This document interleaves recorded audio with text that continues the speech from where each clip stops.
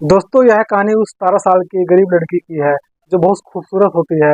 उस लड़की का नाम शामली होता है जो एक नदी पर बनाए जा रहे पुल पर मजदूरी का काम करती है।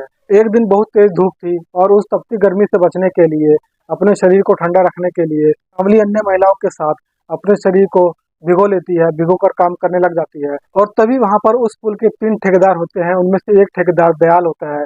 वह वहां पर आता है। उसकी नजर सांवली पर पड़ती है और उसकी नजर सांवली के भीगे बदन पर पड़ती है। वो उसके बदन के भीगे अंगों को देखकर भूखे भेड़िए की तरह उसको निहारने लगता है और उसके शरीर को पाने के लिए बेचैन हो जाता है। और ऐसा करने के लिए सांवली को दयाल अपने ऑफिस में ले जाता है, लेकिन तमाम कोशिश के बावजूद 55 साल का जो दयाल होता है 17 साल की जो नौजवान सांवली होती है उसके साथ कुछ नहीं कर पाता। फिर वह एक काम करने के लिए उस पुल के जो और दो अन्य ठेकेदार प्रहलाद और किशोर उनको भी अपने साथ शामिल कर लेता है। और किशोर एक षड्यंत्र के तहत सांवली का दिल जीत लेता है और उसे अपने बीमार पत्नी की देखभाल करने के लिए एक हफ्ते के लिए अपने घर ले जाता है।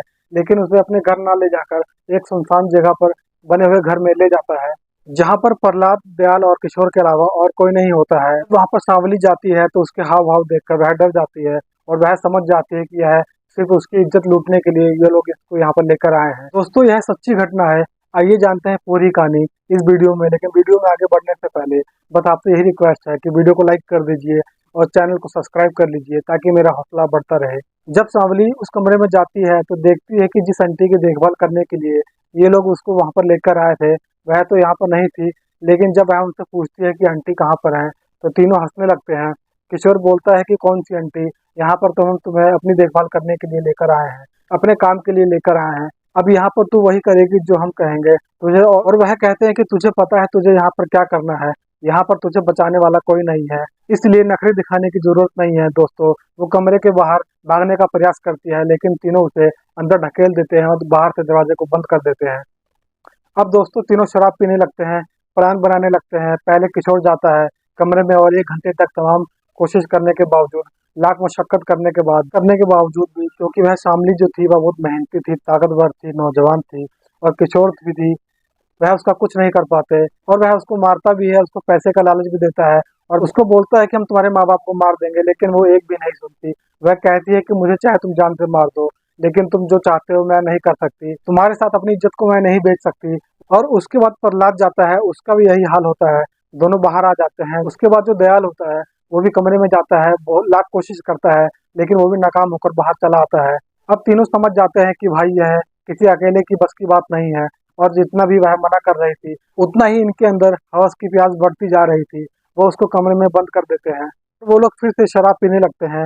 अब जो सांवली होती है वह कमरे में बैठकर रोने लगती है। अंदर से कुंडी जो होती है दरवाजे की वो भी निकाल दी होती है, पहले से ही निकाल देते हैं कुंडी को, तो दरवाजे से सटकर बैठकर रोने लगती है। दोस्तों जब तीनों का एक जैसा ही हाल होता है, तमाम कोशिश के बावजूद वह सांवली के साथ कुछ नहीं कर पाते जो करना चाहते थे, तो फिर तीनों फिर से बैठकर शराब पीने लगते हैं और फिर प्लान बनाने लगते हैं। और यह लोग फिर से प्लान बनाते हैं कि हम तीनों को एक साथ चलना पड़ेगा। फिर तीनों एक साथ कमरे में दाखिल होते हैं और पहुंचते ही वह उसके ऊपर टूट पड़ते हैं।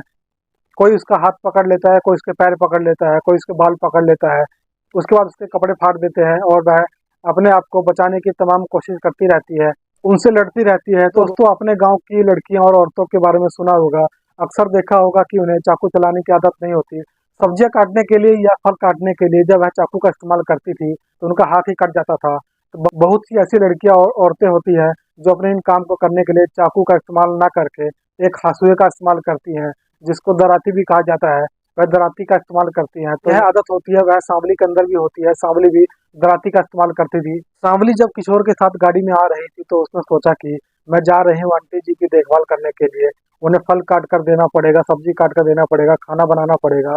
वहां पर अगर उन्हें फल सब्जी काटने की जरूरत पड़ी तो मैं उसको चाकू चलाने की आदत नहीं थी, इसलिए वह अपने साथ दराती जो होती है, जब वह आ रही थी, जो जिस झोले में उसने अपने कपड़ों को रखा था उसी झोले में अपने दराती को भी रखकर साथ में ले आती है और वह अपने हंसुए को भी रख लेती है जिसको दराती बोला जाता है। अब दोस्तों सांवली को जब लगने लगा कि अब मेरी इज्जत नहीं बचेगी तो दोस्तों किसी तरीके से वह अपने आप को उनसे छुड़वा कर वो जो उसका झोला होता है वह उसके पास पहुंच जाती है और उसमें रखे हुए हंसुए को निकाल लेती है और उसके बाद वह खड़ी हो जाती है।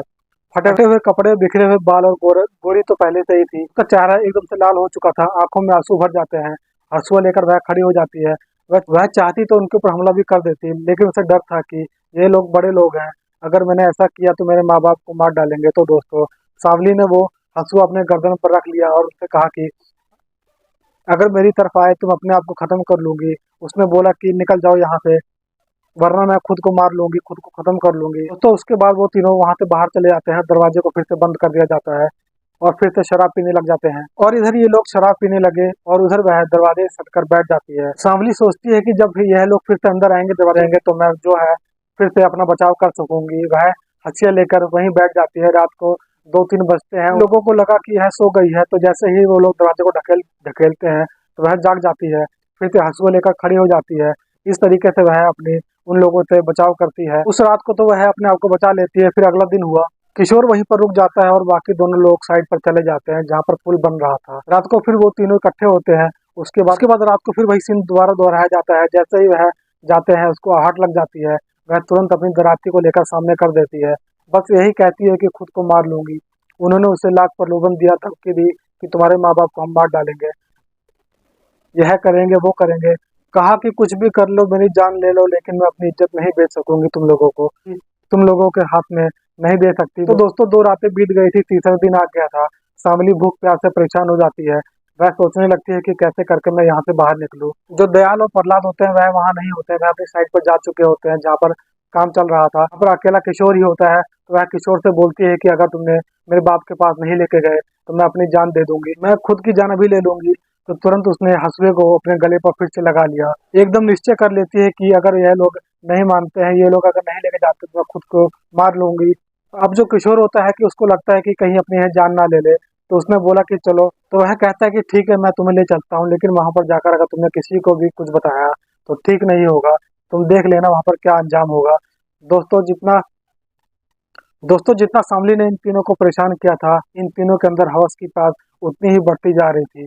किशोर उसको पुल पर लेकर आता है, लेकिन उसके आने से पहले जो प्रहलाद और दयाल होते हैं वह एक प्लान बनाते हैं और उस प्लान के तहत वह एक ट्रैक्टर से उसके बाप का एक्सीडेंट करवा देते हैं, जिससे जिस एक्सीडेंट में उसको काफी चोट लग जाती है, जिससे उसे काफी चोट आई होती है। वह अस्पताल में पड़ा होता है। जो उसकी सांवली की माँ होती है वो भी देखभाल करने के लिए अस्पताल में गई होती है। जैसे जैसे वो पुल पर पहुंचती है, जो वहाँ पर सारी लड़कियां काम कर रही होती हैं, जो मजदूर होते हैं, वह कहते हैं कि अरे तेरे बाप को चोट लग गई है, वह अस्पताल में एडमिट है, तेरी माँ भी वहाँ गई है, काफी चोट लग गई है। अब जब वह आती है तो सारे लोग उसको घेर लेते हैं, सब लोग अपने अपने तरीके से उसको बताने लगते हैं। उसके बाद वहाँ पर किशोर आ जाता है। वह कहता है कि जाओ तुम लोग अपना अपना काम करो, यहाँ भीड़ क्यों इकट्ठी कर रखी है। तो सारे लोग वहां से चले जाते हैं। तो किशोर सांवली से बोलता है कि शुक्र मनाओ, तेरा बाप अभी जिंदा है, अगर हम चाहते तो लेकिन उसकी जान भी ले सकते थे। अभी तुझे पता नहीं कि हम लोग कौन है और क्या कर सकते हैं, अभी भी वक्त है, हमारी बात मान जाओ।